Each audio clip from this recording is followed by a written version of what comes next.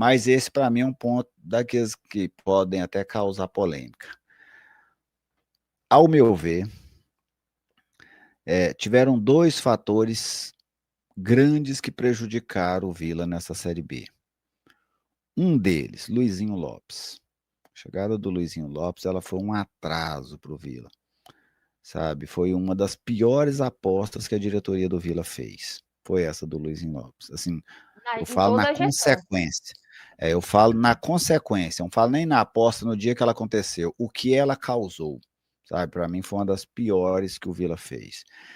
Ali foi uma regressão, sabe? O Vila escolheu regredir naquele momento. E quando você está brigando, você precisando subir, a troca que o Vila fez do Lacerda pelo Luizinho, ela foi terrível para o Vila.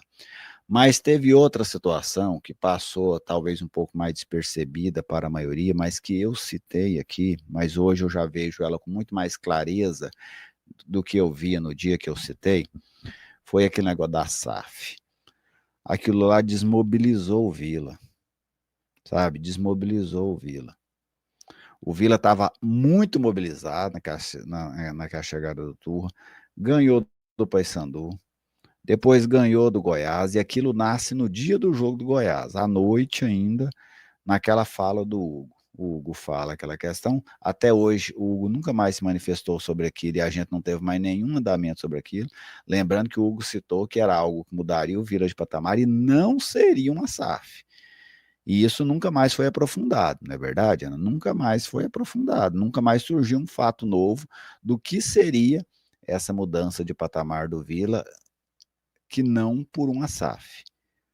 Então foi algo jogado no ar que nunca caiu. E aí, na sequência, vem aquela questão da SAF, que ficou movimentando o Vila aí por uns 15 dias, aquele trem daquela SAF. E o Vila desmobilizou da Série B.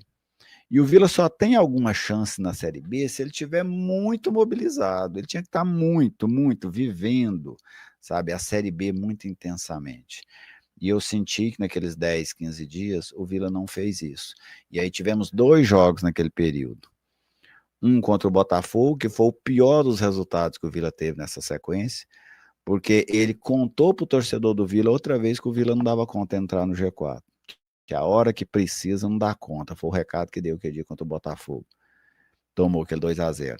E depois o Vila teve 3 empates seguidos, principalmente esses dois dentro de casa, muito ruins.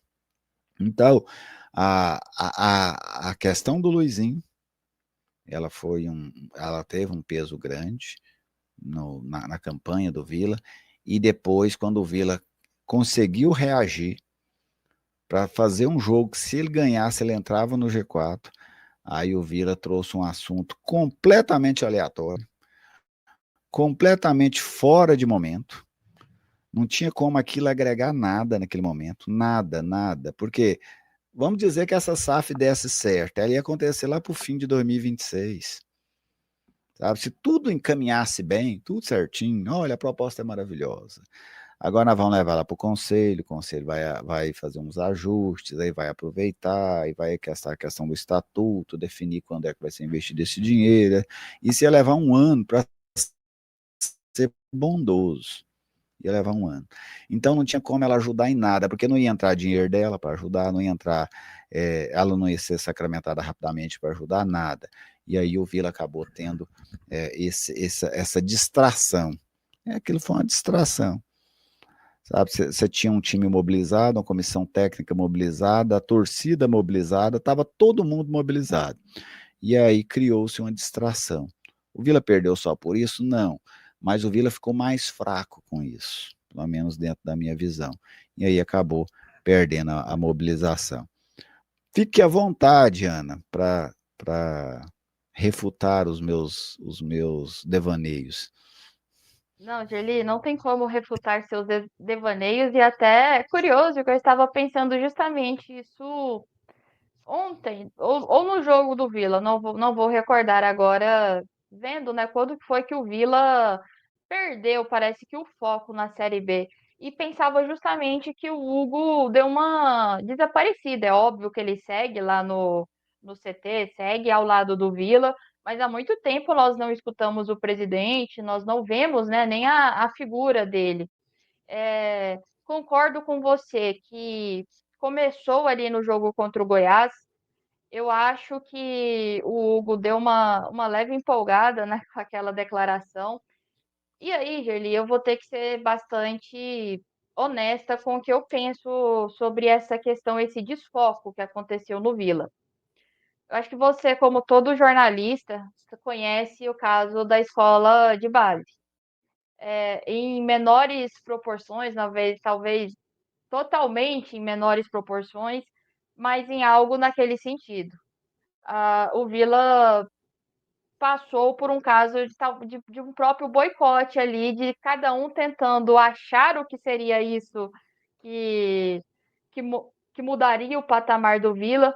Foram muitas situações criadas e foi bombardeado de situações por parte da imprensa, SAF, investidor, Tchê, Thiago Brava, enfim, foram tantas situações jogadas que o Vila passou a ter que se defender, passou a ter que esconder ali parte do negócio. Então eu acho que não foi ético o que aconteceu, sendo bem honesta, não foi ético o que aconteceu.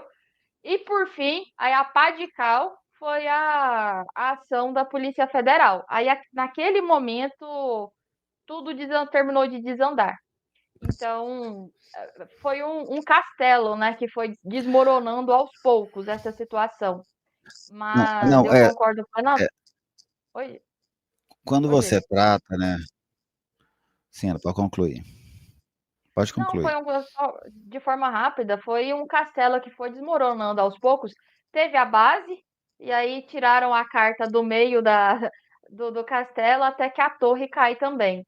Mas com certeza eu acho que é o ponto central da queda de foco da equipe.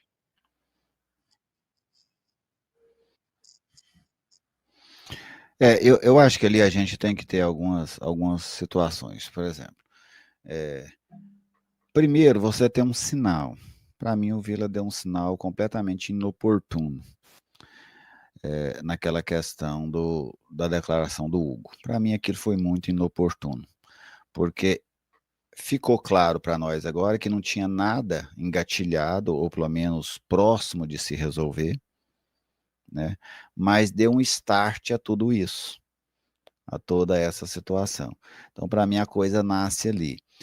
E outra, eu vi gente de dentro do Vila, eu não vou citar o nome aqui por princípio, mas de gente que dentro do Vila, alimentando essa situação. Alimentando, eu falo, na mídia, sabe? Todo dia dando uma raçãozinha, sabe? Todo dia jogando uma raçãozinha para a imprensa. Eu vi gente fazendo isso. Ficou nítido para mim isso. E gente de dentro do Vila. Tá? Então, assim, você tinha no Vila gente que não queria falar, tanto que o Vila resistiu muito a falar sobre aquela situação. Enquanto isso, você tinha gente o dia inteiro dentro do Vila jogando coisa para fora. A proposta é assim, a proposta é assada, tem proposta disso, tem proposta daquilo, tem proposta assim, assado. Toda hora sai uma proposta, todo dia tinha uma questão. E aquilo, você tem, claro, a parte da imprensa, que em alguns momentos não tem qualquer zelo com a informação, busca-se o clique a todo custo, mas você tem o cara lá de dentro que fica alimentando aquilo, sabe? O cara que quer que aquilo se torne público. Então, assim, em nome do eu contei, eu passei informação, às vezes o clube acaba prejudicado. E aí você criou todo um redemoinho, vamos dizer assim, de informações, que fez o seguinte, desfocou o Vila da Série B e não entregou nada. O que é que o Vila ganhou com isso? O Vila ganhou o que com isso? O Vila hoje não é uma SAF, o processo não evoluiu nada para que o Vila seja uma SAF. O jeito que o Vila está hoje é o mesmo de antes do jogo contra o Goiás, não mudou nada. O que mudou foi a dificuldade matemática dentro do Campeonato Brasileiro da Série B. O Vila não teve esse outro investimento, que não seria uma SAF, nem mesmo mais informações sobre ele, uma renovação de informações, E o Vila perdeu o foco na Série B, pelo menos a comunidade vilanovense perdeu esse foco, que era fundamental para essa situação, e agora está aqui, tá? Virtualmente alijado da disputa, sem ser SAF, sem ter outro investimento que não seria uma SAF. Então, para mim, esse processo ele precisa pelo menos ensinar o Vila. Já que não dá para você voltar lá atrás e reviver tudo isso de novo, o Vila precisa pelo menos aprender com essa situação. Então é isso, né? Ele, Nós debatemos o Vila assim, Ana. e aí entra um caso que eu ainda não havia falado, entra um processo que você fala em aprender. Eu acho que o Vila ainda não havia chegado nessa condição de postulante barra favorito ao acesso, de montar um time que pode sim subir, que não tem medo de falar que quer subir.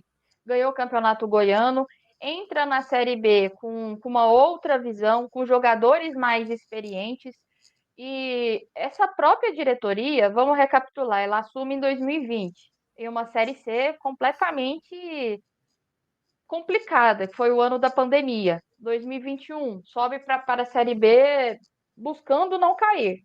2022, foi aquela luta pelo incessante também para não cair com o Alan Al.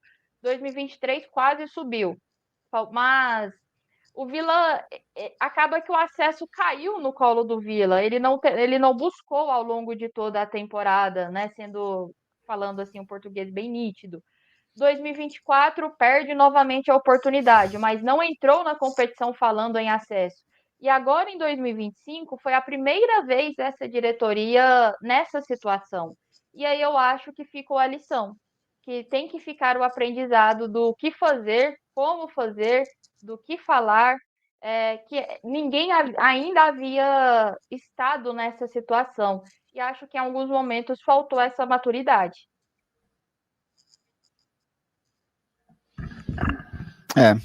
Que as lições sejam tomadas, né? Vamos até colocar aqui uma mensagem aqui do nosso Murilo. Tudo isso foi criado, arrebentou com o Vila, inclusive a torcida.